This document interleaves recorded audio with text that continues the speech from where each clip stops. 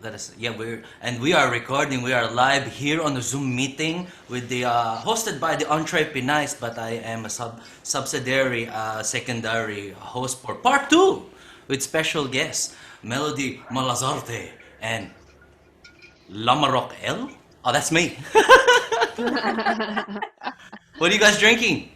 Still the same thing? I Good. am still Whiskey. drinking that Negroni, Corny Port, Campari, and a little bit of gin, Yeah. which is a recommendation from our boy Ralph Liboon. So Oh, shout out to him for like getting me drank this whole lockdown.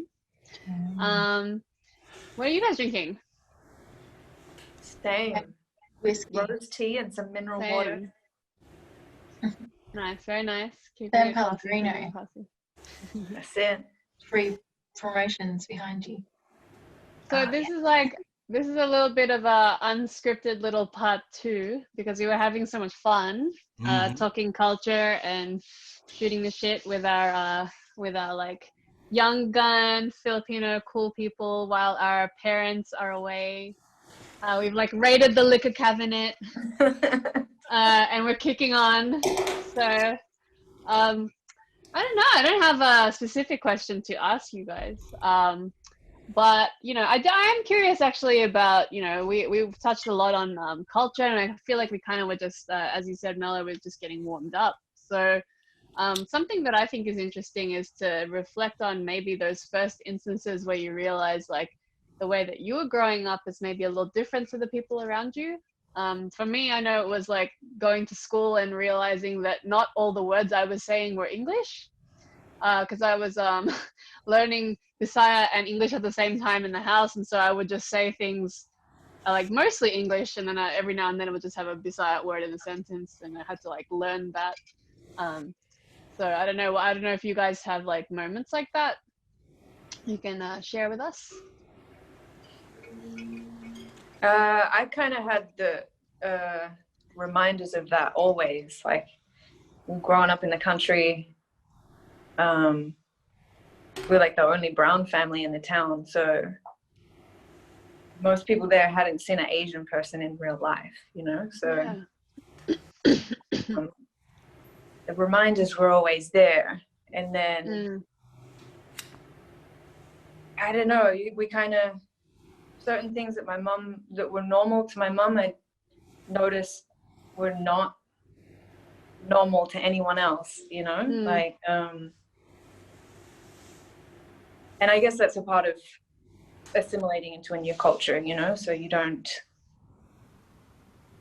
I don't know, I guess you kind of had to change a lot of things, or suppress a lot of things too culturally. Just put it down. Yeah. But yeah, I knew from an early age that we were different. We were told on my side of the family that you're never gonna make it if you want to do that stuff because you're brown Chinese, that you're different, that you're not gonna make it that way because you're not. I guess now I understand as being privileged or whatnot, even though we were so privileged in the 80s, and just growing up that way, it's just sort of like just accepting that and then trying to be like everybody else. Anthony, how come you speak with an American accent? It's like, oh, I don't speak with an American accent, it's a Filipino accent, and then kind of had to integrate that way, even though I was born here, so that my words were more formed very, very, Aussie, that, that now my cousins who have no like understanding of how it was for us in the 80s and the 90s go, oh, Goya, how come you sound like full bogan? I'm like, what the fuck? Bogan, are you fucking serious? Like, and that their understanding of,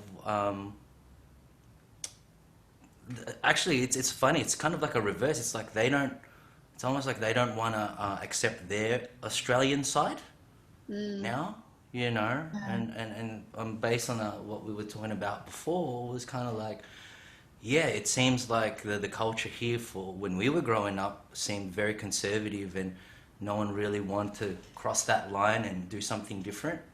Whereas Mm, it's now the opposite, and everyone's doing, like, all the kids now, they're like really dressing up, super colorful. They're going out and becoming like YouTube stars, you know, like having yeah. this incredible rep, like clout just online and in person.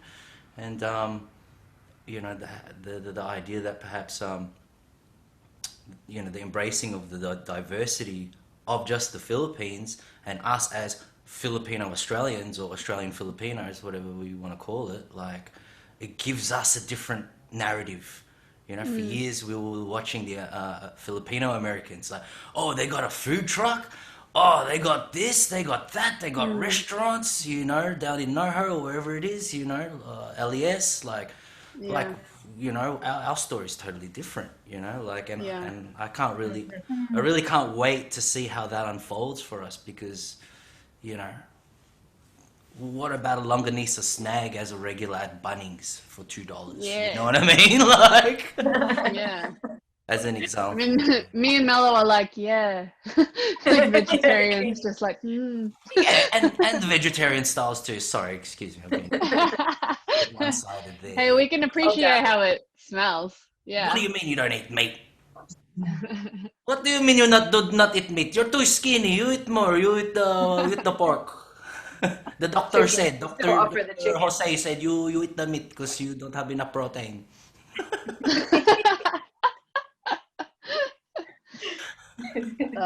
It's so cool.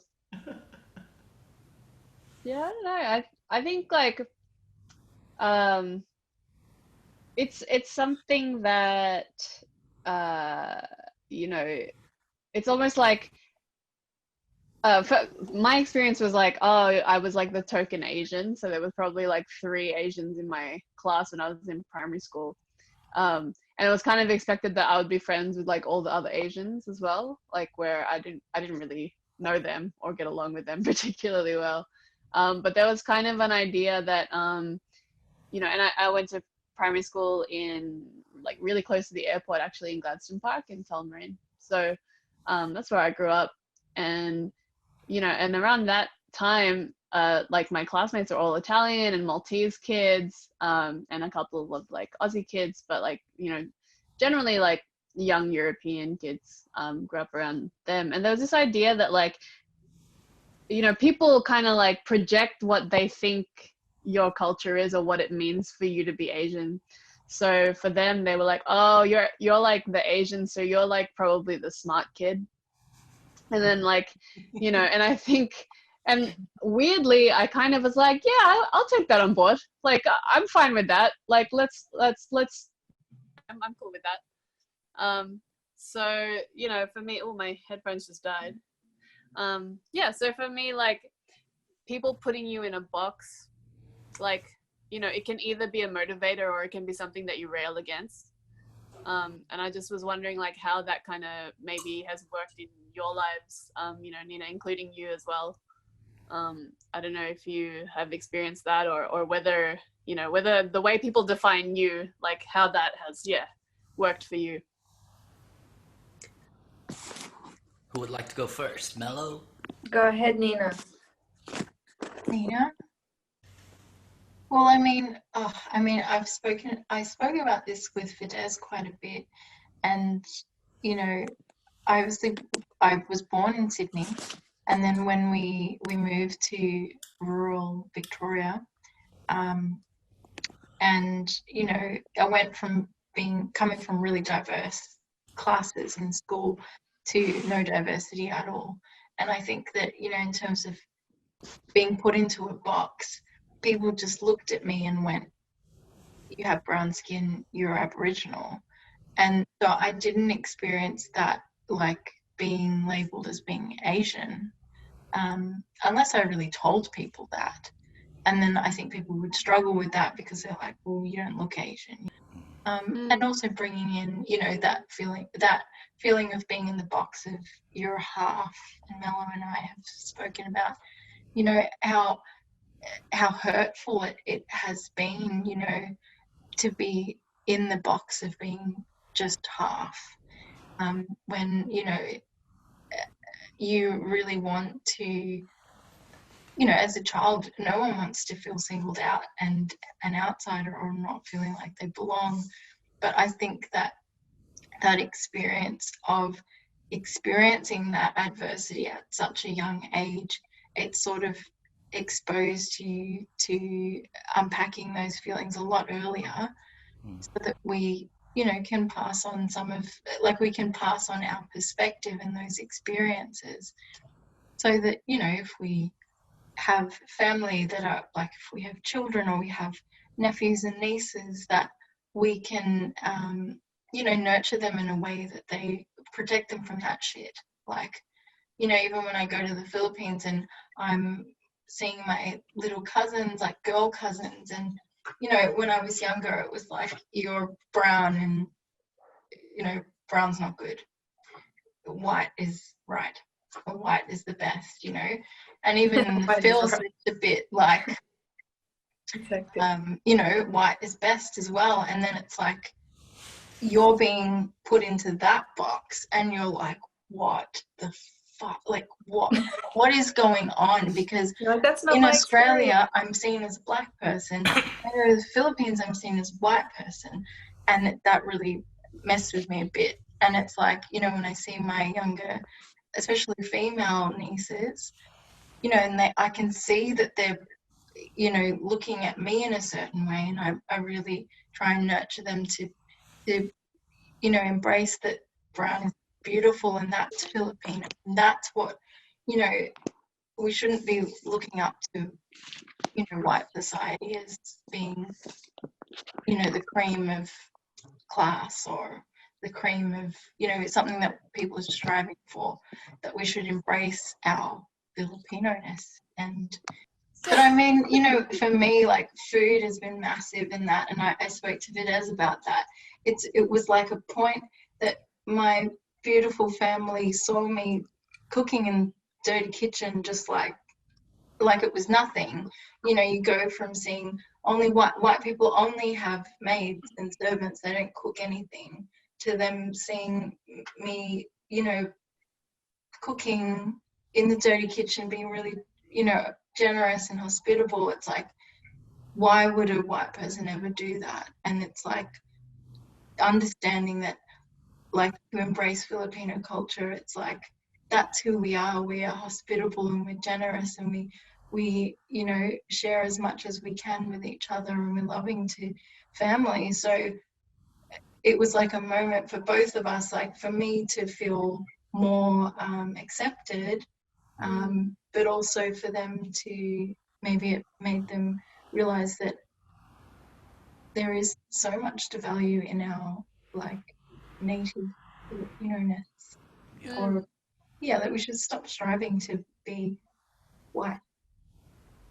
That's the common ground, though. That's like, for our culture, it's food, you know, like, it doesn't matter what mix you are. If you grew up, you know, in the Philippines, like, when you share food like that, that's like the leveler, that's the common ground. That's like, there's nothing else matters, you know, like, that's just connection and food. And that's really special. It was like a brain explosion moment for my family. They were like, what? Oh my God. Because you remove everything else around it, you know, like, that you've been taught in your programming and 400 years of colonization, like, it's just sharing food. Yeah. Because you think about, like, I always, have you guys watched that show, Black AF, Black as Fuck? Yes. Every episode is like a chapter, and every episode is called, every chapter title is Because Slavery. Like, and it doesn't change. It's just like, whatever the topic is, it's going to be because of slavery. I feel like a lot of attitudes, or any attitude, or like negative programming that we have, is likely because of colonization of the Philippines, you know, like, you can trace everything back. No matter what it is, it's crazy. And when you realize that, when I realized that, it made me have, like, a lot more compassion for and empathy and understanding for like why people might come at me for not being Filipino enough because I'm mixed.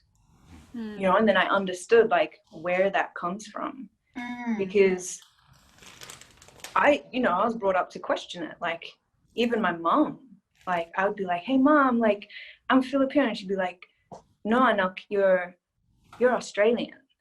So even my mom said it, and I'd be like, "Oh, okay,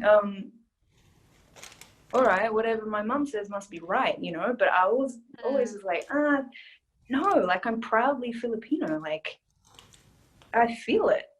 And I don't after she died, I really like I was blessed enough and gifted enough to take care of her for a year when she was sick before she passed, and it's a gift. I see it as a gift because I watched her go home, you know, like, and the process made me realize that I'm so Filipino, like in my bones, undeniably, like I am made up of that. And watching her go through that process of returning home, I was like, oh, I don't ever have to question that in my life again. Like that is my identity. And beautiful. Since then, it's like expanded everything of how I view like our culture and how the history of the Philippines has affected like how we think now. Like Lama, you're all over this, you know, like yeah, it's like where do you start? Yeah. I'm really interested, Lama, like, you know, with your, how many children do you have? I've only got one. Sorry, I realized when I mentioned first daughter, I was like, yeah, I got 20 other daughters and sons all scattered across Brimbank. Yeah, like, do you feel as a parent, like, how do you feel, you know, raising your daughter and like your experiences, and do you have to think twice about things, or you just feel like? I think you know, like the points that you guys raised, now that you put it into this context, I'm realizing what that might mean for my daughter if she was to come across similar experiences. And while you guys were talking, the word homogenous popped up again in my mind, that, you know, Japan, as beautiful as the country is, based on the repercussions of World War II, they become homogenized in a different way, which I experienced there firsthand. Oh, you're not Australian, you're Filipino, so your parents came in a boat to Australia. I'm like, yeah, because I couldn't be bothered trying to like tell them otherwise, because even the Japanese and other people had a particular view on what Filipinos were. And so in that sense, for my daughter, it's like, what does my daughter think of her heritage as being Filipino? What does her mother tell her about her Filipino heritage, or does she identify with her Filipino side or her Australian side, because she's technically an Australian citizen by birth, you know, and things like that. That I really feel like where we are right now, and sort of, you know, excuse the sort of spiritual talk, like the awakenings that we are all having as people, is like, my angle, I feel like, is to combat all that homogenization. You know, I'm not an individual with a tax file number, you know, that is by law a corporation, and you know, we're going to talk about all that. We're not going to talk about all that stuff. That I'm actually first and foremost who I am, but then what this is comes from, you know, heritage that comes from another country that's operating in another country, and that I need to work with that and put all of that together for the benefit of, you know, the next generation, like my daughter, you know, that I'd experienced it throughout my entire life, even in hip hop, even in, you know, let's say as close as my, you know, my inner circles, that I was different, and I didn't know why. You know, it just came in as a form, as like a little, like, you know, a bit of mockery or a little bit of a joke here and there, that I didn't realize was hurting me profoundly, till I realized what was being criticized was my Filipino side, you know? Yep. And then that's what really steered me and veered me in the direction that, yeah, I love to eat all of this deep fried shit. I love to, like, you know, dance and sing and do everything that, you know, most of my Filipino friends and family do. That it was just whatever this homogenized culture that was shutting it down just didn't understand, because we are so diverse as Filipinos ourselves that it just depends which end of Filipinoism they saw, you know, like, oh yeah, you're Filipino, yep, um, mail order brides and all of that shit, or, you know, you're Filipino, oh, you must be good at singing, you must be good at dancing, you know. And I'm like, well, motherfucker, yeah, I am a fucking mail order husband, and I am a fucking house husband, and I can fucking sing, and I can fucking, you know what I mean, like, and really owning that, instead of being like, oh, hang on a second, Yeah. like, you know, Yeah. my English is American, informed English, you know, my flirtiness is, you know, hot-blooded Filipino-ness that I should, you know, accept, or, you know what I'm saying, you know. And then now, even after spending quite a, you know, let's say half a decade of interacting directly with the Philippines, I'm already kind of, in a weird way, and excuse me, but it's like I'm already like trying to flip that up. It's like, no, I'm not just like that, because I come from Australia. I've got a different upbringing, you know. I come from a privileged upbringing, you know, and that, you know, I can be that, and I can be hood, because that's kind of the clout you need in hip hop, or the programming that was put in me. And that, yeah, I'm gonna look like this, you know, Chinese kung fu bad guy that is actually Japanese, but you can't quite put your finger on it, with this American History X fucking 80s, 70s glasses, that some kind of friggin' Instagram guru, you know what I mean? So it's my way of expressing kind of the frustration and things that I felt, that's turned me into who I am. You imagine going to Melbourne High School, and, you know, you're seeing this factory of children becoming manufactured into, you know, like what would essentially become like Melbourne's elite working force, you know, and the culture that was being there with the kids. Like, oh, Lama, where are you from? I'm from Kilo Downs. Where the fuck is that? Oh, past St. Albans. Oh, you live in the sticks. You live in the sticks, yeah. And then you're like, oh, you're Filipino. Oh, Filipinos. Oh, yeah, my cousin's married to a Filipino. Like, yeah, Melo bride. I'm like, what the fuck? Are you serious? You're 16 and you're talking to me like that? You know, it's just like, yeah, you know, that I feel like that's kind of the, you know, the anger, the my way of transmuting my Filipinoism, the Filipino side of me, out to the world in our Filipino Australian narrative, you know. Mm. I You mean, know, it's really interesting as well. I think, you know, what you're saying about, you know, like Filipinos feeling like there's a lot of stereotypes about mail order brides. I can feel that association of the stereotypes. It's like, I think, you know, these conversations, you know, when it's including children of mixed marriages as well, it's sort of, it can challenge people's thoughts about, you know, if people are feeling maybe ashamed or something, like that's a you know, like it's a misrepresentation, which it is, because Yeah. it's not all encompassing of all Filipinos, but maybe there's, you know, areas within our community that project that feeling onto mixed people Yeah. and onto people in the community that are in mixed marriages. And I think that, you know, I discussed it with Des, and it can be really damaging. And so I think having these conversations, it helps healing on both sides, Yeah. and more unity, you know, among all of us. I agree. I think And it goes back to that idea of like multiplicity. Like each of us has so many different aspects to our personality that you can choose to bring into the conversation or not. And the strength is kind of like bringing them all together and having them all kind of like sit in a kind of balance with each other, that you're comfortable with every part of yourself, and you can feel as though you can bring all of yourselves to your work, to your, you know, home life, to your family.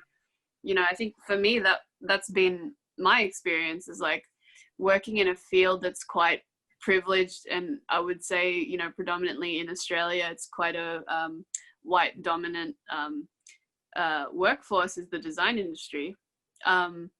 You know, it took me a long time to kind of one realize that a lot of the time I was like the token brown person in the room, whether intentionally or not, but I was often finding myself the only person of color. And then two, it took me a long time to reconcile, like, why do I not feel like I can speak on that when, you know, when design in particular is so for the people. It's you know, it shouldn't be this elitist thing. It should be like a very open and approachable topic. It shouldn't be this like ivory tower idea. So I think really a lot of the journey for myself professionally has been realizing that, you know, a lot of the work ethic that I have comes from my immigrant background. And also a lot of the reason why I think I can, I think personally, I think a lot of the value that I can bring if I can contribute something unique is the fact that I didn't grow up in a very, you know, like design, like, you know, like in a very designer household, you know, and so therefore I value design differently. Like design to me has to solve a problem, and it has to justify itself. It can't just be about luxury and elitism. You know, it has to actually prove its worth. So I think the very fact of being Filipino, coming from a place where, you know, your lolo has to hack together some design for his chicken coop because, you know, he decided he needs like the feeders to be this high off the ground, but he can't like have the rats get to it. Like, to me, that's design equally as much as like a designer chair is design. You know, like Lolo took a problem, he solved it, he got there with his tools and he fixed it. And that's resourcefulness. So it was almost like a self-acceptance to realize that I can bring my Filipino self to work, and actually it's my strength. Like it to be able to see through the bullshit of that is actually something that this industry needs. You know, and I think, like, speaking to your point, like Melo, of you know, like building migrant like with your bare hands, and, you know, really having to strip it back and think like, how can we make this thing with what we have? You know, I think maybe that's like the common ground that we all share, you know. And to, I guess, bring it back to your original question of like, how do you think outside of the box of like what people might perceive of you? Like, maybe that's how you do it too, like in design. Like if you're not from a creative family as well, you know, like you've taken a different path to what maybe you might have been expected to, and then to sit in a room full of people who don't have a similar life experience to you, I think it's pretty special too. I think so. Yeah. I mean, one thing that I was able to do, which probably will like always go down as a highlight of my career, is like at the design show that we held last year, I was able to have a talk on like what it means to be an Asian in the design industry. And I'd never seen a conversation like that happen before in like all my time being in the industry. And I actually feel like it was one of the first times I felt like I got to do something important with the work, with my job. Like, you know, got to ask those questions. And I think a lot of the time, being in a Western, you know, very privileged society, people take it for granted that, you know, your path in design is like your own, and that you get the agency over your life choices. But for a lot of migrant kids, not just Asian kids, but migrant kids, that's like, even before that, like there's barriers to entry for any kind of creative field, because you're assuming that your parents are your family's gonna be supportive of you. So we actually even got to look at that, like that question in itself. Like, you know, we take it for granted a lot of the time that, you know, people are going to be supportive of this design career, where a lot of the time for Asian kids, you got to like spend half your time justifying why that's even a good idea, you know? And that's something that I've never seen be discussed before. And I felt like I was actually doing something important. So I think that's why diversity is important, because otherwise the conversations are very homogenous. You know, we don't get anywhere real with the stuff we can talk about. No. And I really feel like all four of us here and a lot of people we know, we're rewriting like what the narrative of what we're supposed to be. You know, we're not just, you know, I'm not saying that this isn't true, but we're not just third world country, you know, third generation, third culture, you know, individuals that will end up becoming nurses or friggin' doctors or laborers or whatnot. That there is a lot more to who we are and what we do, and that everyone else in turn could follow a similar path, you know, like we're really rewriting and changing people's perspectives and perception of what it means to be a migrant or a male or a female or a trans or whatever, you know, like, because it's ridiculous. It's just like it's just them and us. Like, isn't it just us? Like, there are these class differences. There's so many differences, so many pigeonholes to be put in. It's just like, no, enough of that nonsense. Like, we all friggin' walking together and breathing and eating together. Let's friggin' work together instead of like, hey, you brown boy, just go over there, fuck off, you know? Like, nah, that's got to end, you know? Yeah. Excuse my language. That was deep. I love that.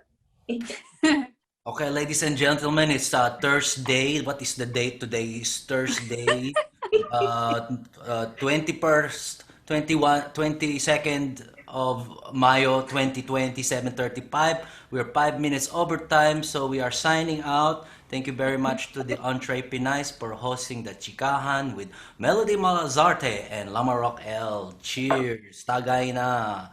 Enjoy. Thank you. Enjoy your corn beef 19. Salamat po. Maraming salamat, everybody, and catch you next time when I will be another MC again because something.